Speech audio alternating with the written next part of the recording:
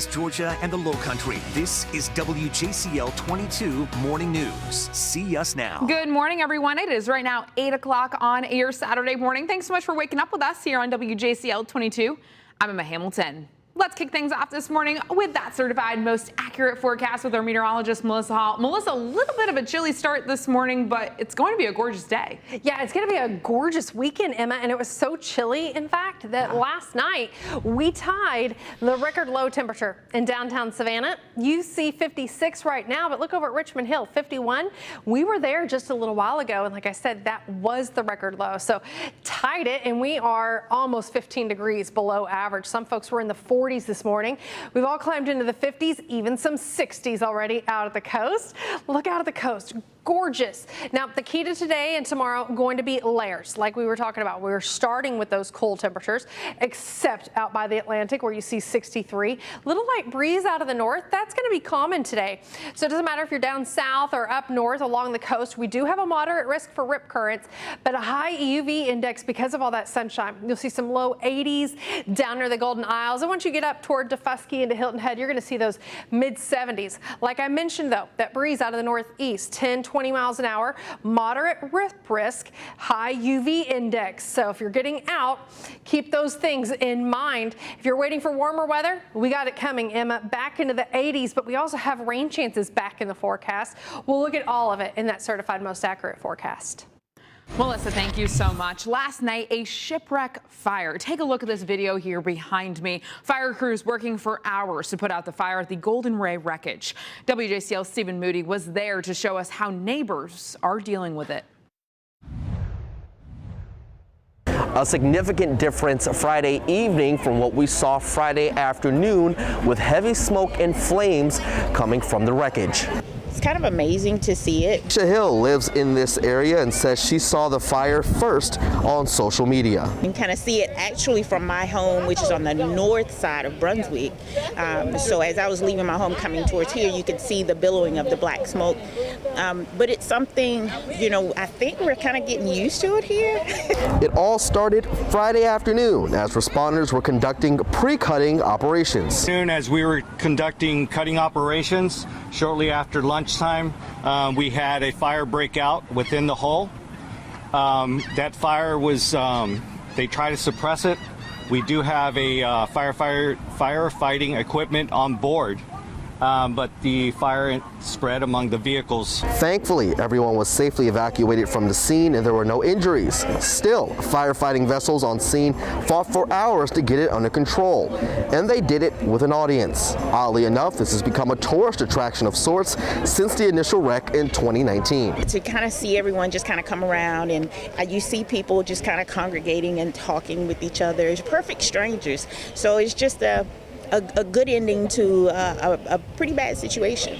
Now, there's no update on when work will continue, but officials estimated that it would take up to 24 hours to cut each section of the ship. After several delays, it took more than 20 days to complete just the first cut of the ship's bow. Reporting in Glenn County, Stephen Moody, WJCL 22 News. Now, the ship first capsized in the St. Simons Sound in September of 2019. It took days to rescue the 24 people who were on board. The ship was carrying a load of cars when it happened. Since then, the efforts to remove it has had several interruptions. It took months to remove the fuel, and in January of 2020, one of the cars still on that ship caught fire. Finally, in November of 2020, the job to cut the ship into removable parts finally began. It's not clear how yesterday's fire will impact that removal. Top political headline this morning, Marjorie Taylor Greene back in the spotlight. This time, a 2019 video has surfaced showing Greene provoking her Democratic counterpart, New York Representative Alexandria Ocasio-Cortez. Alexandria Ocasio-Cortez, I'm an American citizen. I pay your salary through the taxes that you collect from me through the IRS. I'm a woman, I'm a female business owner, and I'm proud to be an American woman. And I do not support your socialist policies. If you want to be a big girl, you need to get rid of your diaper and come out and be able to talk to the American citizens instead of us having to use a flap, a little flap. It's kind of like hers. It's kind sad. This resurfaced video comes after Greene was accused of confronting Cortez in the Hall of Congress this week. Reporters asked both reps about it. If we want to talk about assault, if we want to talk about aggressive behavior, you need to be interviewing the Democrats. And AOC should be able to debate her policy because I'm a successful business owner. She's never done that. I know for a fact what socialism will do to our country. The American people know it. The American people want to see a debate about the Green New Deal, which is written into all of these garbage bills that we have to vote on every single day. I mean, this is a woman that's deeply unwell. And clearly needs some help. And her kind of fixation has lasted for several years now. House Speaker Nancy Pelosi said Thursday that the House Ethics Committee should investigate Greene. A new chapter and new confusion. We're talking about CDC's new guidance on masks for vaccinated Americans. Now, if you are fully vaccinated, the CDC says in most cases, you don't have to wear a mask outside or inside, with exceptions like riding on planes, trains, and buses, as well as if you are at the hospital. According to Mayor Johnson here in Savannah, the mask must stay on. Yet Chatham County leaders say they're listening to the CDC. So when the CDC sent theirs down yesterday, we had the conversation with the local health department and we relaxed the mask ordinance in the county so that we're asking folks that those who have not been vaccinated to get vaccinated and wear your mask until you are vaccinated. But Savannah Mayor Van Johnson says it's too soon to drop the masks given the low vaccination rates in our area. Our commitment was that we extended the mask ordinance, and the council affirmed that yesterday. Toward the end of the month, I will reconvene our local medical professionals, public health and epidemiology specialists, and then we'll kind of make a determination of where we go from there. The mayor reminds us that only about 29% of Chatham County residents have received the vaccine. Now, while the CDC says vaccinated people can go maskless, there still aren't many vaccinated people in our area. Like we just mentioned, just 30% of eligible population in Chatham County has been fully vaccinated so far. Remember, mass vaccination sites here in Georgia, including at Gulfstream, will only be open for another week. Numbers are better in South Carolina this morning. 35% of people statewide have been fully vaccinated. That number is even higher in Beaufort County, where 40% of people have received a full vaccine. The head of the CDC says all schools should return to full-time in-person learning this fall. Dr. Rochelle Lewinsky told ABC News yesterday that we have the capacity now between vaccines, testing, and screening that schools should be a very safe place come this fall. This is especially because children ages 12 to 15 can now get the COVID-19 vaccine, and researchers are looking into its use in kids as young as 6 months. Now to a police porch shooting. Neighbors say they're stunned to see something like this happen in their neighborhood. It happened on Terra Court near Ferguson Avenue Thursday night. That's in unincorporated Chatham County. Investigators say Chatham County police officers shot Vincent Gadsden. They say he pointed a gun at some neighbors and then refused to put it down.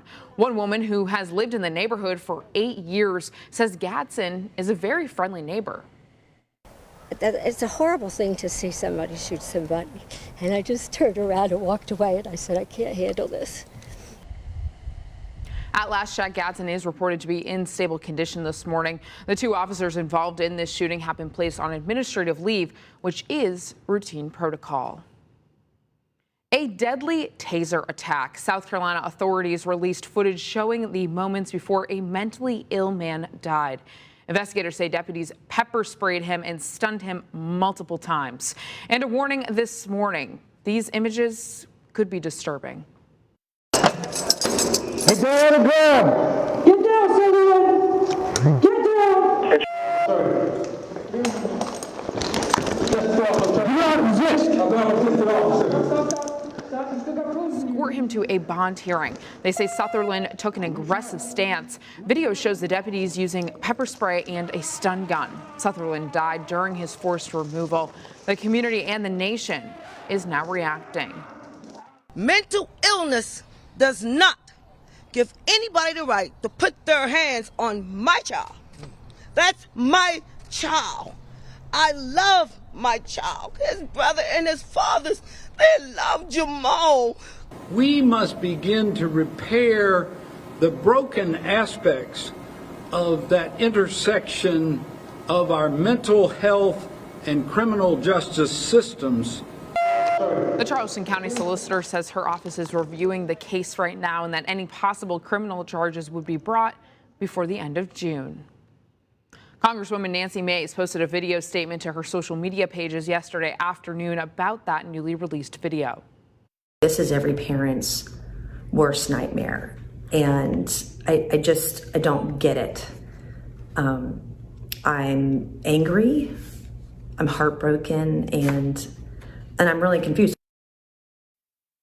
Right now, the Colonial Pipeline is back up and running for the second day in a row, but still, people here and across the country having issues filling up. Although experts say supplies should be back to normal sometime this weekend. Now, it does look like gas prices are starting to level off a bit here in our area. The last couple of days, Georgia is sitting at $2.98 per gallon for the second straight day.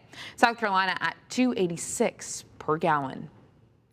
Time right now is 8:11 on your Saturday, and still to come, the Low Country continues to grow, but some are asking, at what cost? Up next, the tug of war between development and preservation. Plus, businesses starving for workers are offering some pretty sweet incentives to fill local jobs. How some businesses are investing in new employees beyond paycheck. Melissa. Let's take a live look from our Skyview 22 camera here at the WJCL studios. You can see the Chatham Parkway there in the distance. No problem making out the cars. We don't have a cloud in the sky. We do have cool temperatures, mid-50s. How warm will we get and how long do we keep that sunshine around? Find out right after this. Or look at that WJCL 22 News app. You can get your certified most accurate forecast anytime.